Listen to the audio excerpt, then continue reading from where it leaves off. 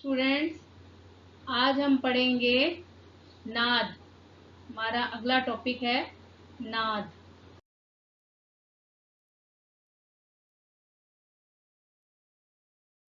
का सरल शब्दों में अर्थ है आवाज। नाद यानी आवाज। आवाज का अब संगीत में क्या मतलब है, उसी को जानने के लिए आज हम इस टॉपिक को पढ़ेंगे। नाद शब्द की उत्पत्ति जो है वो नद धातु से हुई है। अगर हमने संस्कृत पढ़ी है, भिन्न भिन्न धातुएं पढ़ी है, उसमें एक धातु है नद। तो नद धातु से ही नाद शब्द की उत्पत्ति हुई है, जिसका अर्थ है प्रसन्न करना या आनंद देना। कहा भी गया है नदती इति नाद। वैसे तो नाद असंख्य होते हैं, जिसमें शोरगुल वाले नाद तथा आनंद देने वाले नाद दोनों सम्मिलित होते हैं। लेकिन यहाँ हम शोरगुल वाले नाद की बात नहीं कर रहे हैं, क्योंकि शोरगुल वाले नाद का संगीत से कोई लेना देना नहीं होता, कोई संबंध नहीं होता। हम जिस नाद की बात कर रहे हैं वो है संगीत की मूलाधार नियमित तथा स्थिर आंदोलन संख्या वाली मधुर ध्वनि नाद कहलाती है। यानी जिस आवाज में, सरल भाषा में अगर हम इसको समझें, जिस आवाज में संगीत हो, यानी आवाज का नियमित और स्थिर आंदोलन और मधुर ध्वनि में स्वर युक्त जो ध्वनि निकलती है, उसको हम नाद कहते हैं। अब नाद शब्द की रचना जो है न और द, इन दो अक्षरों के मिलने से हुई है। न का अर्थ क्या है? न का अर्थ है नकार। नकार यानी प्राण या वायु। प्राण या वायु जो हमारे अंदर संचारित होती है। और द शब्द का अर्थ है दकार। दकार यानी अग्नि या शक्ति। संगीत उपयोगी नाद की उत्पत्ति कंपन यानी आंदोलन से होती है। जो संगीत उपयोगी आवाज होती है उसमें जब एक प्रकार का कंपन या आंदोलन रहता है तो उसको हम नाद कहते हैं। साधारण बातचीत बोलचाल की भाषा में भी नाद होता है, लेकिन उस नाद का संगीत से संबंध नहीं होता। किसी भी वाद्य के, किसी इंस्ट्रूमेंट की जब हम कोई तार छेड़ते हैं तो उसमें से जो एक आवाज निकलती है और उस आवाज में जो वाइब्रेशन होती है, जब वो आवाज वाइब्रेट होती है या उस तार में कंपन होता है, जिसे हम आंदोलन भी कहते हैं, तो और वो कुछ समय के बाद बंद हो जाता है। आप कभी गिटार, सितार की तार को जब छेड़ते हैं, ऐसे ही चाहे किसी को नहीं भी बजाना आता, जब हम साधारणतः उस तार को छेड़ते हैं तो वो तार जो है वो हिलती हुई, यानी उसमें कंपन पैदा होता है। तो उस कंपन से के बाद जो आंदोलन वो लगातार जो फ्रीक्वेंसी में होता है, उसमें से जो आवाज निकलती है वो नाद होती है। और ये नियमित आंदोलन संख्या ही नाद का रूप धारण कर लेती है। इसलिए नाद का संगीत में बहुत महत्व है। अब कवि लोचन ने राग तरंगिणी में नाद का महत्व इस प्रकार बताया है कि नाद के बिना ना तो गीत की उत्पत्ति हो सकती है और ना ही स्वर की उत्पत्ति हो सकती है। ये भी हमने ऊपर पढ़ा है ना कि नाद जो है एक आवाज है। अब वो आवाज संगीत में कैसी है वो अभी हमने जाना है। तो उसके बिना ना तो गीत की उत्पत्ति है, ना ही स्वर उत्पन्न हो सकता है, और नाद के बिना ना ही ज्ञान प्राप्त हो सकता है और ना ही मनुष्य का कल्याण हो सकता है। कैसे? नाद दो प्रकार के माने गए हैं, एक है आहत नाद और दूसरा है अनाहत नाद। अब सबसे पहले करेंगे हम अनाहत नाद। अनाहत नाद जो नाद केवल ज्ञान से जाना जा सकता है, जिसके उत्पन्न होने का कोई खास कारण ना हो, यानी जो बिना संघर्ष के पैदा हो जाए, उसे अनाहत नाद कहते हैं। एक्चुअली ये नाद सूक्ष्म नाद होता है। इसका संबंध जो है वो ऋषि मुनियों से और बड़ी तपस्या से, साधना से हम इस नाद को जान पाते हैं, सुन पाते हैं। इसलिए कहा है कि ये नाद ज्ञान से जाना जा सकता है। जैसे फॉर एग्जाम्पल, दोनों कानों को जोर से बंद करने पर अनुभव करके देखेंगे तो साएं साएं की आवाज सुनाई देती है। अभी जब हम इस लाइन को पढ़ रहे हैं, सुन रहे हैं, तो आप सभी अपने कानों को दोनों हाथों से बंद करके सुनिए। वास्तव में हमें इस प्रकार की आवाज सुनाई देती है। सभी ने ये करके देखना है और इसे ही हम सूक्ष्म नाद या गुप्त नाद भी कहते हैं। इस इस प्रकार करने से जो साएं साएं की आवाज अभी हमने सुनी या हम करके देखेंगे और सुनेंगे, तो इसको हम सूक्ष्म नाद कहते हैं, जो केवल ज्ञान मार्ग से जाना जा सकता है। इसलिए इस नाद का प्रयोग ऋषि मुनि योग उपासना के माध्यम से मोक्ष प्राप्ति के उद्देश्य से करते थे। इसका इस देशी संगीत से कोई संबंध नहीं है। अब अगला जो नाद है आहत नाद, इसका संबंध पूरी तरह से संगीत से है। जो नाद दो वस्तुओं के आपस में रगड़ने से या आघात करने से उत्पन्न होता है, उसे आहत नाद कहते हैं। आहत यानी आघात करना।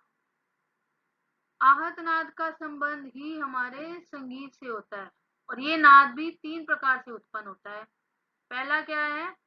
जब किसी एक वस्तु पर किसी दूसरी वस्तु से आघात किया जाता है, जैसे तबले या ढोलक पर हम हाथ के द्वारा आघात करते हैं, तो नाद की उत्पत्ति होती है।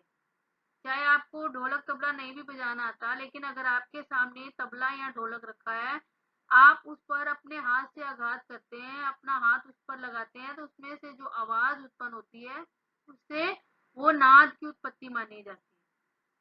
फिर उसने कहा दूसरा प्रकार क्या है कि जब कोई दो वस्तुओं को आपस में रगड़ा जाता है, तो उसमें से भी जो आवाज उत्पन्न होती है, वो नाद कहलाता है।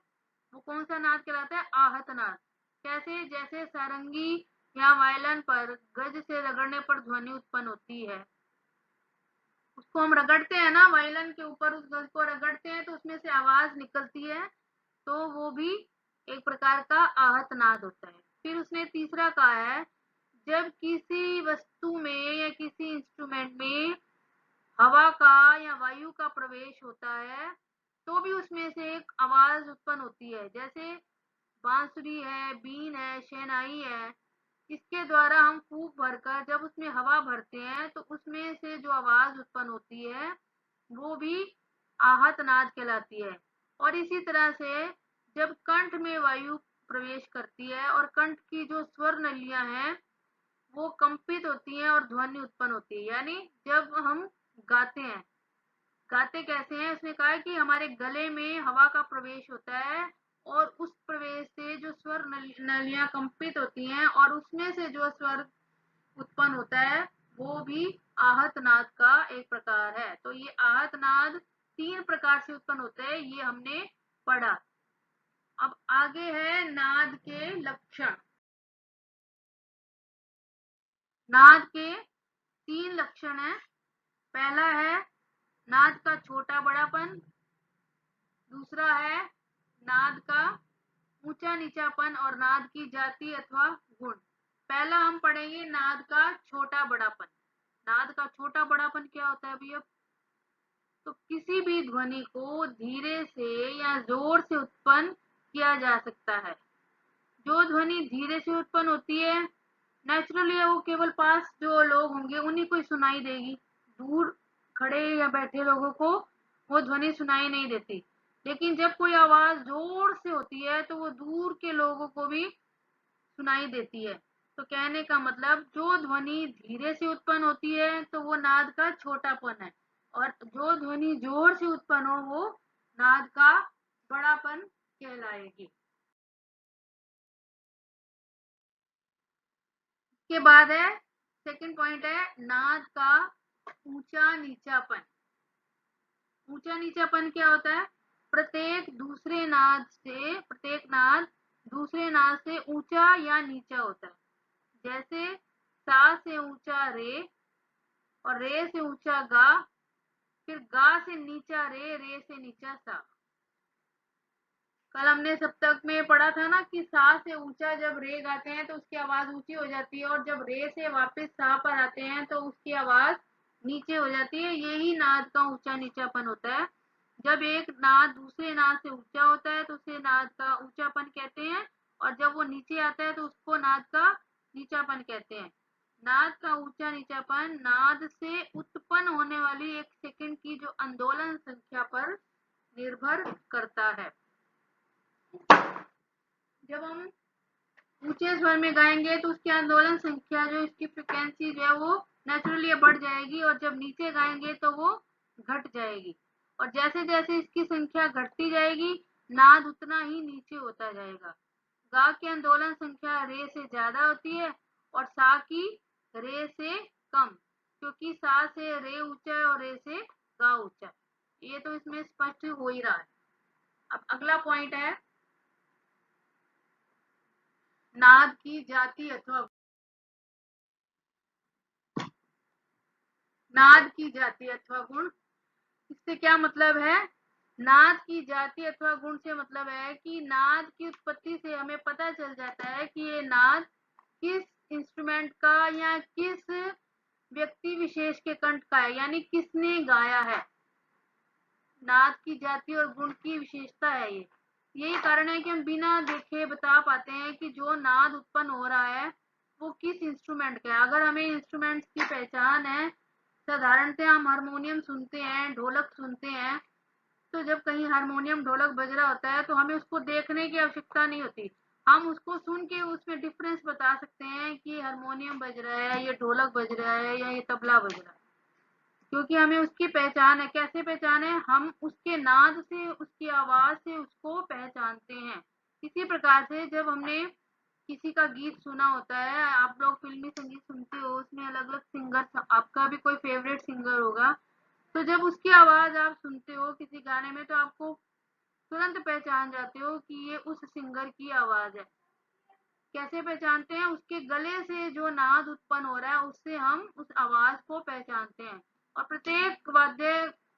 प्रत्येक इंस्ट्रूमेंट की आवाज जो है वो अलग अलग होती है और वो अलग अलग पहचानी जाती है अपने नाद की उत्पत्ति से, नाद की जाति से। उदाहरण के लिए जैसे कई सारे वाद्यों को एक साथ बजाने पर हम बिना देखे कह सकते हैं कि ये ध्वनि उस वाद्य यंत्र की है। वही जो बात मैंने अभी आपको समझाई है। इसी प्रकार रिकॉर्ड आदि बजने पर हम गाने वाले का नाम जान जाते हैं। नाद का यही गुण नाद की जाति कहलाता है।